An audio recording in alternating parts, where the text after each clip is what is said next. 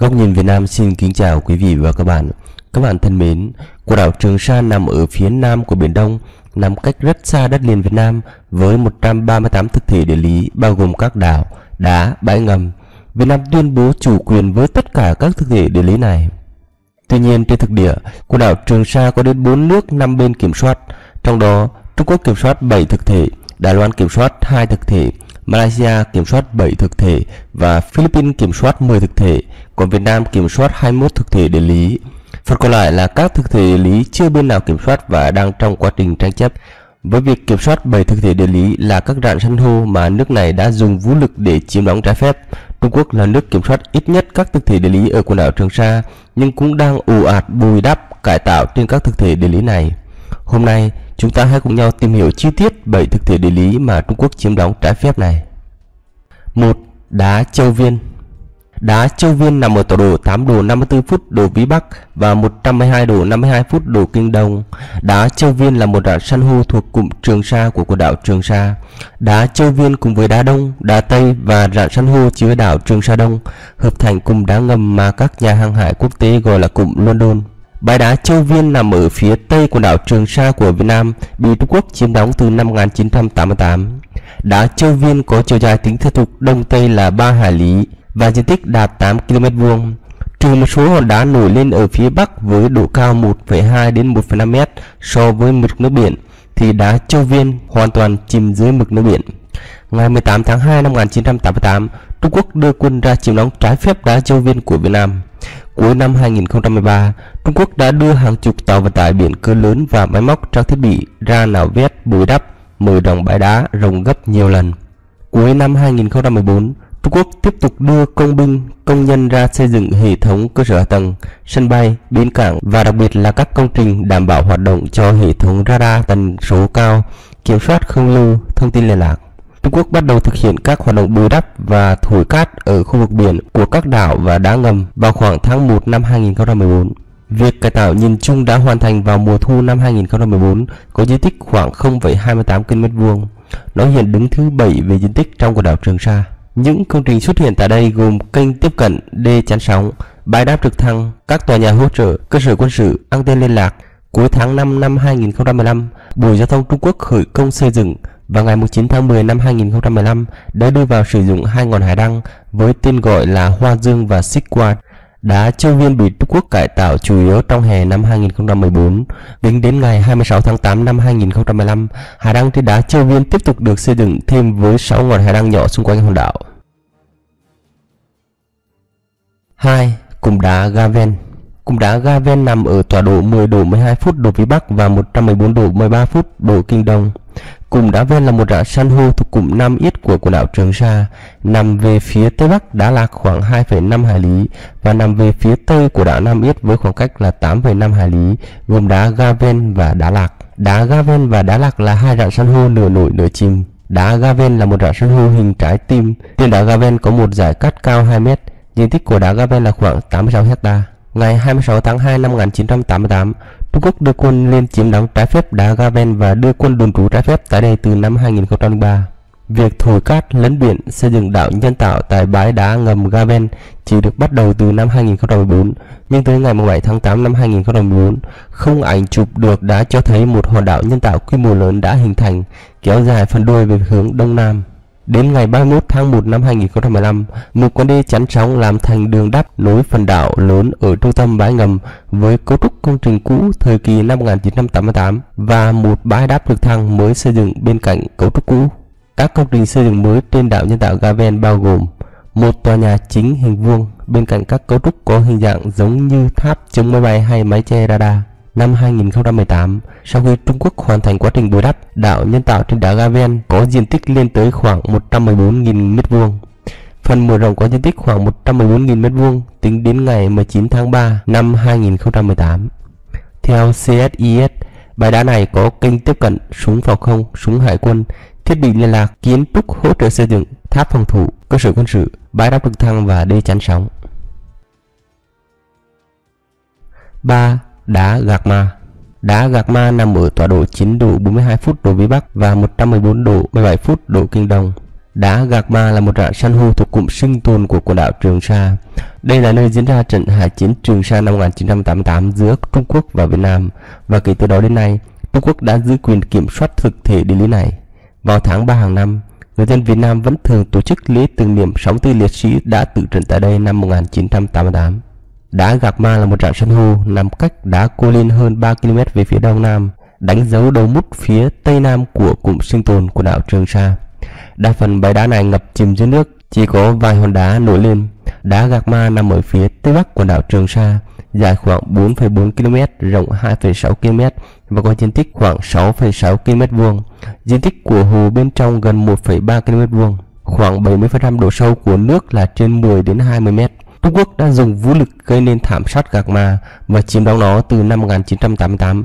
Trung Quốc đã bồi đắp và xây dựng thành một đảo nhân tạo quy mô lớn tại đây. Vào tháng 3 năm 2011, chi nhánh Hải Nam của China Mobile đã mở một dịch vụ liên lạc di động tại đá Gạc Ma. Thời gian đầu, căn cứ của Trung Quốc chỉ có vài kết cấu hình bát giác nằm trên cọc gỗ. Đến năm 1989 thì đã có nhà xi măng 2 tầng. Từ tháng 5 năm 2014, Trung Quốc bắt đầu thực hiện các hoạt động bồi đắp và thổi cát trên rạn san hô, tiến hành đào đắp đất cát để xây dựng đường băng tại đây. Đến tháng 7 năm 2014, ảnh vệ tinh cho thấy đã có công trình, đường xá, bến tàu, các cây dừa trên đảo nhân tạo. Từ ngày 26 tháng 5 đến ngày 19 tháng 10 năm 2015, Trung Quốc đã xây dựng ngọn hải đăng xích qua cao 50 m tại đây. Vào nửa cuối năm 2015, một trang trại năng lượng mặt trời với 2 tua bin gió bên cạnh và một sân bay trực thăng đã được xây dựng tại đây. Phần nền bê tông hiện được trải rộng trên diện tích khoảng 100.000 m2, nơi rộng nhất là khoảng 400 m. Một số đồn đoán cho rằng Bắc Kinh có thể xây dựng một đường băng tại đây, nhưng giới chuyên gia nhận định rằng công trình này quá nhỏ để có ảnh hưởng đến chiến lược ở Biển Đông. Đá Gạc Ma hiện có các công trình như kênh tiếp cận, nhà máy bê tông, tháp phòng thủ, bơm khử mặn, bơm nhiên liệu, cơ sở quân sự nhiều tầng, radar, trạm liên lạc, bãi đáp trực thăng, cầu cảng và đê chắn sóng gia cố. 4. Đá Tư Nghĩa. Đá Tư Nghĩa nằm ở tọa độ 9 độ 56 phút độ Vĩ Bắc và 114 độ 31 phút độ Kinh Đông. Đá Tư Nghĩa là một rạn san hô thuộc cụm sinh tồn của quần đảo Trường Sa. Đá chỉ nổi khỏi mặt nước khi thủy triều xuống. Đá Tư Nghĩa có hình bầu dục dài khoảng 2 km từ phía bắc xuống nam, rộng 1,9 km từ đông sang tây, có diện tích khoảng 2 km vuông.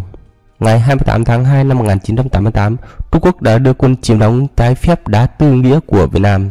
Sau đó, Bắc Kinh xây dựng nhiều công trình kiên cố để quân lính đồn trú, trong đó có một tòa nhà 2 tầng cùng với công sự phòng thủ tại đây. Trung Quốc bắt đầu hoạt động xây dựng quy mô lớn từ hè năm 2014. Năm 2018, sau khi Trung Quốc hoàn thành quá trình bồi đắp hoàn toàn đảo nhân tạo trên đá Tư Nghĩa, thì diện tích đảo nhân tạo này lên tới khoảng 81.000 m2. Bằng hoạt động hút bùn và cải tạo, Trung Quốc mở rộng phần nền bê tông từ 380 m2 lên đến khoảng 62.700 m2.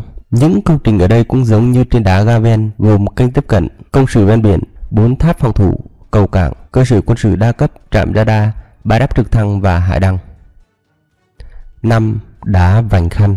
Đá Vành Khăn nằm ở tọa độ 9 độ 55 phút độ Vĩ Bắc và 115 độ 32 phút độ Kinh Đông.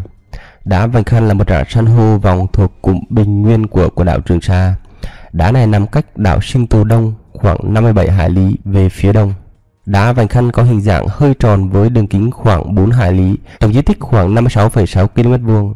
Đa phần đá Vành Khăn chìm dưới nước. Vùng biển của đá Vành Khăn sâu từ 18 đến 29 m. Phần phía tây nam của đá thì an toàn cho việc neo đậu, trong khi phần đông bắc lại đầy đá san hô lởm chởm với độ sâu chỉ khoảng 1,8 m.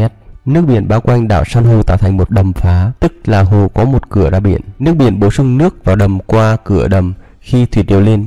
Khi thủy triều xuống thì nước trong đầm lại bị đọng lại. Nước biển còn sót lại trong đầm được ánh nắng mặt trời đốt nóng cô đặc lại, và một lượng lớn muối đã lắng đọng trong đầm tạo nên mỏ muối hoặc đá kali và đá phốt phát. Đá Vành Khăn nằm ở phía đông của đảo Trường Sa, là một rạn san hô hình bầu dục bị Trung Quốc chiếm từ năm 1995. Bãi đá bị cải tạo quy mô lớn dọc theo rìa phía tây kể từ năm 2015. Tổng diện tích đá Vành Khăn đã bị cải tạo là khoảng 960.000 m2. Tại đây có kênh tiếp cận, đê chắn sóng gia cố, cơ sở quân sự và nơi đồn trú cho ngư dân. Sáng ngày 17 tháng 1 năm 1995, một tàu đánh cá của Philippines đã đi vào đầm phá của đá Vành Khăn và tìm thấy một đội tàu xây dựng của Trung Quốc. Ngày 2 tháng 2 năm 1995, Philippines điều một tàu tuần tra và một máy bay trinh sát OV-10 Mustang mang số hiệu CSZ-11 đến vùng biển Đá Vành Khăn. Kể từ đó, tình hình trở nên căng thẳng. Tàu kiểm ngư được lệnh ở lại và bảo vệ bãi đá ngầm trong vòng 75 ngày. Vào ngày 23 tháng 3 năm 1995, Philippines đã hủy các biển báo do Trung Quốc đặt. Ngày 13 tháng 5 năm 1995, chính phủ Philippines đã tổ chức cho 38 nhà báo trong và ngoài nước. Họ được tàu và trực thăng chở đến Đá Vành Khăn để tác nghiệp nhưng cuối cùng đã bị thất bại dưới sự đánh chặn của tàu kiểm ngư Trung Quốc. Từ nửa cuối năm 1998 đến đầu năm 1999, Trung Quốc đã xây dựng 4 tòa nhà 3 tầng bằng kết cấu bê tông cốt thép trên Đá Vành Khăn.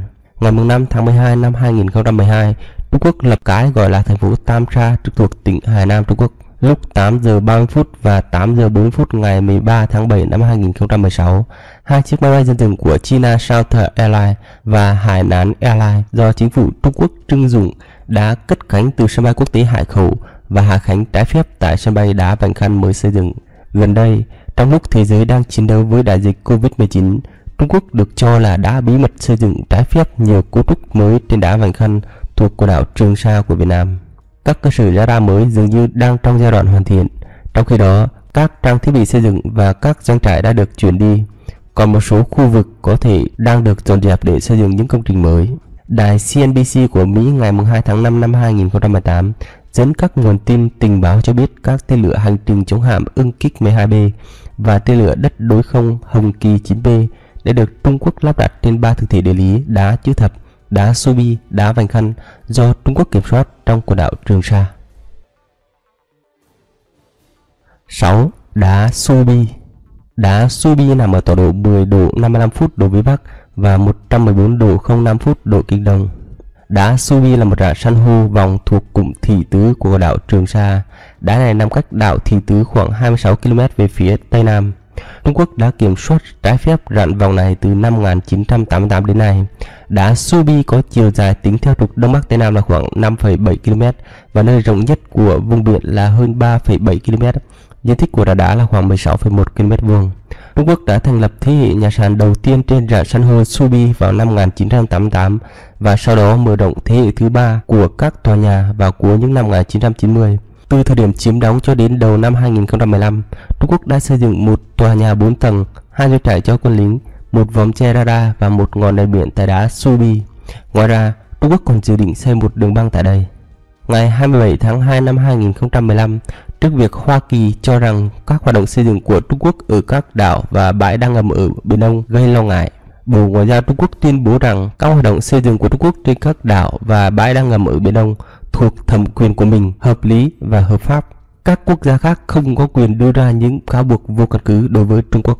Từ đầu năm 2015 đến tháng 7 năm 2016, Trung Quốc gia tăng ồ ạt các hoạt động thổi cát và cải tạo đá Subi và đã hoàn tất nhiều công trình tại đây, trong đó đáng chú ý là một đường băng dài 3.250m, rộng 55m, dài nhất trong các đường băng hiện có tại khu vực Biển Đông. Nơi này hiện có kênh tiếp cận, cầu cảng, các thiết bị thông tin liên lạc, radar, đê chắn sóng, bãi đáp trực thăng, cơ sở quân sự với tổng diện tích đất vĩnh viễn là khoảng 4,3 km vuông, trở thành hòn đảo lớn thứ 2 trong khu vực. Tháng 7 năm 2015, máy đầm động lực được sử dụng để đầm trên nền đảo và việc xây dựng đường băng sân bay bắt đầu, và toàn bộ đường băng đã được hình thành vào giữa tháng 10 năm 2015. Ngày 5 tháng 4 năm 2016, Bộ Giao thông Vận tải Trung Quốc đã tổ chức lễ khánh thành ngọn hải đăng Subi trên Biển Đông. Đài CNBC của Mỹ ngày 2 tháng 5 năm 2018 dẫn các nguồn tin tình báo cho biết các tên lửa hành trình chống hạm Ưng Kích 12B và tên lửa đất đối không Hồng Kỳ 9B đã được Trung Quốc lắp đặt trên 3 thực thị đá chữ thập, Subi và đá Vành Khăn. Gần đây, theo Nhật báo Hồng Kông, tờ Hoa Nam buổi sáng ngày 23 tháng 3 năm 2021, ảnh vệ tinh Mỹ vừa phát hiện việc Trung Quốc đã bồi đắp và mở rộng thêm ở đá Subi, một trong 7 hòn đảo mà Trung Quốc đã chiếm đóng ở quần đảo Trường Sa trên Biển Đông. 7. Đá chữ thập. Đá chữ thập nằm ở tọa độ 9 độ 35 phút độ Vĩ Bắc và 112 độ 54 phút độ Kinh Đông. Đá chữ thập là một rạn san hô thuộc cụm Nam Yết của quần đảo Trường Sa. Đá này nằm ở vị trí cách biệt với các thực thể khác ở quần đảo Trường Sa của Việt Nam và cũng bị Trung Quốc đánh chiếm và kiểm soát trái phép từ năm 1988 đến nay. Đá chữ thập có chiều dài tính theo trục Đông Bắc Tây Nam là khoảng 14 hải lý và chiều rộng là khoảng 4 hải lý. Tổng diện tích đạt được là khoảng 110 km², trừ một tảng đá cao 1 mét nổi lên ở phần đuôi phía tây nam, thì nhìn chung đá này chìm dưới mực nước biển khi thủy triều lên. Ngày 31 tháng 1 năm 1988, Hải quân Việt Nam cử 2 tàu chở vật liệu từ đá Tây đến xây dựng công trình tại đá Chữ Thập nhưng bị Hải quân Trung Quốc chặn lại. Từ cuối tháng 2 năm 1988, Trung Quốc bắt đầu xây dựng các căn cứ tại đây và hoàn tất việc tạo lập căn cứ từ tháng 7 năm 1988. Trung Quốc đã xây dựng một tòa nhà bê tông dài khoảng 60 m trên đá Chữ Thập. Trên ngôi nhà có nhiều anten, gồm cả anten radar thu phát sóng cao tần của Hải quân cùng 2 vòng che radar. Ngoài được băng, trên hòn đảo nhân tạo này còn có cảng biển đủ lớn để đón tàu tiếp tế, tàu chiến cỡ lớn, nhiều nhà máy xi măng, cơ sở hỗ trợ, cầu cảng, súng phòng không, hệ thống chống người nhái, các thiết bị liên lạc, nhà kính, bãi đáp trực thăng đã hiện diện tại đây. Từ năm 2014, Trung Quốc bắt đầu cải tạo và mở rộng đá Chữ Thập thành đảo nhân tạo lớn nhất ở quần đảo Trường Sa, có diện tích khoảng 2,7 km² với tổng kinh phí hơn 11,5 tỷ đô la Mỹ. Trung Quốc xây dựng trên đá Chữ Thập 9 cầu tàu, 2 bãi đáp trực thăng, 10 anten liên lạc qua vệ tinh và một trạm radar. Đặc biệt là việc xây dựng một đường băng dài 3.125 m và rộng 60 m là đường băng duy nhất đủ lớn cho các máy bay ném bom chiến lược tại Trường Sa, cho phép quân đội Trung Quốc bao quát không phận lớn từ Tây Thái Bình Dương, gồm cả căn cứ Guam của Mỹ đến Ấn Độ Dương. Tư lệnh Bộ Chỉ huy Thái Bình Dương của Mỹ là Đô đốc Harry Harris cho biết hiện các vỉa đá ngầm mà Trung Quốc chiếm giữ và xây dựng ở Biển Đông nhìn giống hệt các căn cứ cho máy bay chiến đấu, máy bay ném bom, tàu chiến và các hoạt động do thám. Ngày 6 tháng 11 năm 2014, đại diện Bộ Ngoại giao Việt Nam đã gặp đại diện Đại sứ quán Trung Quốc tại Hà Nội, trao công hàm phản đối Trung Quốc tiến hành các hoạt động cải tạo phi pháp trên bãi đá Chữ Thập thuộc quần đảo Trường Sa của Việt Nam.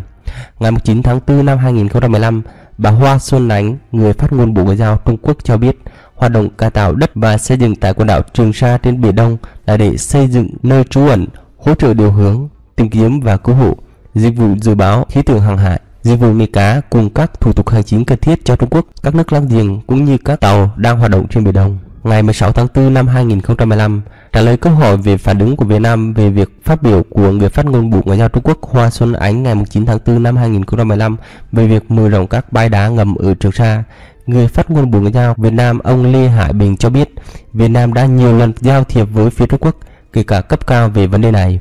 Một lần nữa, chúng tôi tuyên bố Việt Nam có đầy đủ căn cứ pháp lý và bằng chứng lịch sử, khẳng định chủ quyền của mình đối với quần đảo Hoàng Sa và Trường Sa. Mọi hoạt động xây dựng mở rộng của nước ngoài ở trên các đảo đá thuộc khu vực quần đảo Hoàng Sa và Trường Sa mà không có sự cho phép của chính phủ Việt Nam là hoàn toàn phi pháp và vô giá trị. Việt Nam kiên quyết phản đối các hoạt động nêu trên và yêu cầu các bên liên quan thực hiện nghiêm túc tuyên bố về ứng xử của các bên ở Biển Đông DOC, đóng góp thiết thực vào việc duy trì hòa bình, ổn định ở Biển Đông. Tiếp thời gian sau đó, trong các cuộc hội nghị cấp cao ASEAN, Hội nghị Bộ trưởng Ngoại giao ASEAN và Thượng nghị sĩ Mỹ John McCain, Chủ tịch Ủy ban Quân lực Thượng viện Mỹ lúc đó đã bày tỏ quan ngại sâu sắc đối với việc tôn tạo bồi đắp ở Biển Đông, làm xói mòn lòng tin và sự tin cậy, gia tăng căng thẳng và có thể gây phương hại tới hòa bình, an ninh và ổn định ở Biển Đông của Trung Quốc. Đài CNBC của Mỹ ngày 2 tháng 5 năm 2018 dẫn các nguồn tin tình báo cho biết các tên lửa hành trình chống hạm ưng kích 12B và tên lửa đất đối không Hồng Kỳ 9B đã được Trung Quốc lắp đặt trên 3 thực thể đá Chữ Thập, đá Subi, đá Vành Khăn thuộc quần đảo Trường Sa. Như vậy, Trung Quốc đang kiểm soát 7 thực thể địa lý tại quần đảo Trường Sa bao gồm đá Châu Viên, đá Chữ Thập, đá Gạc Ma, đá Tư Nghĩa, đá Vành Khăn, đá Subi và cùng đá Gaven.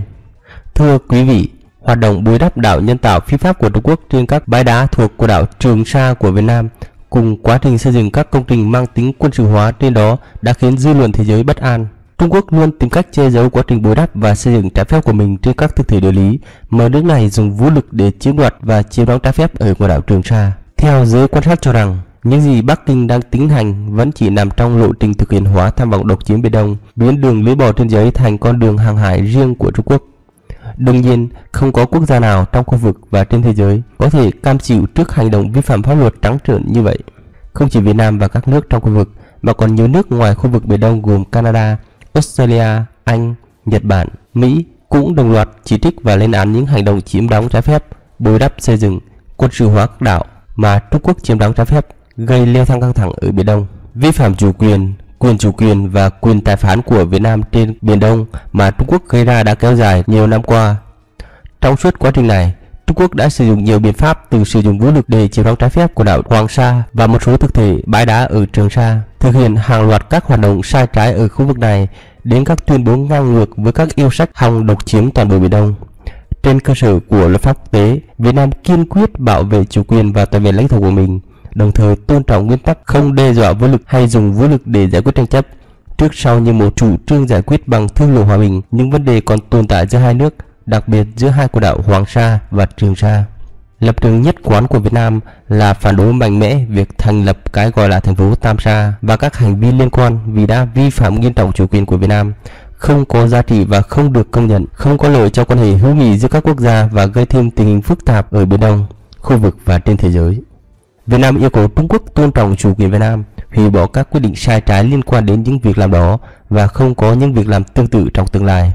Trên tinh thần đó, Việt Nam sẵn sàng giải quyết tranh chấp với các quốc gia liên quan thông qua đàm phán cũng như các biện pháp hòa bình khác dựa trên luật pháp quốc tế và Công ước Liên Hợp Quốc về luật biển năm 1982. Việt Nam đã nhiều lần đề nghị Trung Quốc dừng các hành động trái phép, làm phức tạp thêm tình hình, đe dọa hòa bình và ổn định tại Biển Đông. Điều này cho thấy sự quyết liệt và công khai của Việt Nam trên trường quốc tế trong vấn đề giải quyết tranh chấp ở Biển Đông. Điều này đáp ứng nguyện vọng hòa bình của nhân dân Việt Nam và nhân dân trên toàn thế giới, phù hợp với các nguyên tắc của luật pháp quốc tế và hiến chương Liên Hợp Quốc, phù hợp với các lợi ích hòa bình, ổn định và hợp tác ở Đông Nam Á, khu vực châu Á Thái Bình Dương và trên toàn thế giới. Cảm ơn quý vị và các bạn đã quan tâm theo dõi. Đừng quên đăng ký kênh Góc Nhìn Việt Nam để theo dõi các video tiếp theo. Còn bây giờ, xin kính chào và hẹn gặp lại.